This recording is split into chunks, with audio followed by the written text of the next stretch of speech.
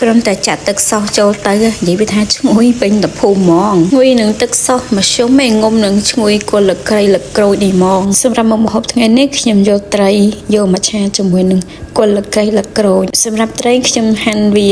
ជាដុំតូចៗល្មមក៏ដូចជាគល់លក្រៃខ្ញុំហាន់វាស្ដាងតូចល្មមហើយខ្ទឹមសខ្ញុំបានកញ្ច្រាមក៏ដូចជាម្ទេសខ្ញុំហាន់វាតូចជាដំបូងខ្ញុំមិនលាយទឹកសោះសិនខ្ញុំមានប៊ីចេងរ៉ូឌីទៅគ្រឿងទូទៅហ្មងគ្រឿងតែយើងទូទៅតែខ្ញុំមិនថែមជាមួយនឹងទឹកម្ទេសក៏ដូចជាទឹកប៉េងប៉ោះខ្ញុំលាយទឹកសោះឲ្យហើយស្នុកដល់ពេលដែលខ្ញុំឆាទៅខ្ញុំចាក់ចូលទៅវា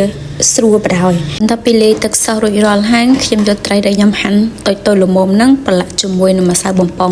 ពងស្រួយអូយនិយាយតឡាន់មិនទេសម្រាប់ការប្រឡាក់ជាមួយនឹងម្សៅបំពងស្រួយនេះខ្ញុំអត់បន្ថែមទឹកទេខ្ញុំចង់ឲ្យវានៅជាតិដុំចេះនៅស្នុកនៅពេលដែលខ្ញុំយកទៅបំពងដែលខ្ញុំយកទៅបំពងទៅវាអត់មានខ្ទាតគេហៅខ្ទាតខ្លាញ់ខ្ទាតអីស្រួលបំពងហ្មង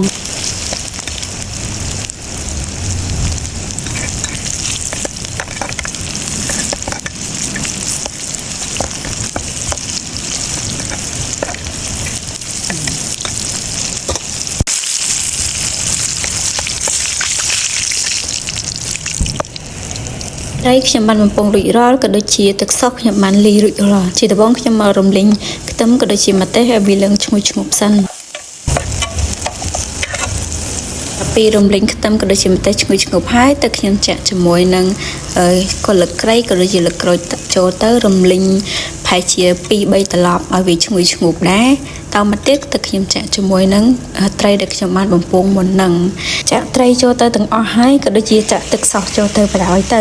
សម្រាប់ការឆាជាមួយនឹងគល់លក្រៃនេះគឺអត់យូរទេដោយសារតែត្រីយើងបានបំពងវាឆ្អិនរួចរាល់ហើយណាអញ្ចឹងទៅយើងចាក់ទៅទឹកសោះឆាតែ2-3ត្រឡប់មានថាឆាគល់លក្រៃជាមួយនឹងត្រីរបស់យើងក៏ឆ្អិនដែរនេះគឺថាអើយឆ្ងាញ់ណាស់បងប្អូនមុខម្ហូបមួយនេះណាហើយវាថាហិលវិញបងប្អូនមើលតែប្រទេសទៅក៏ដឹងដែរព្រោះខ្ញុំចូលចិត្តហិលហើយសម្រាប់ការដែលយើងយកត្រីទៅ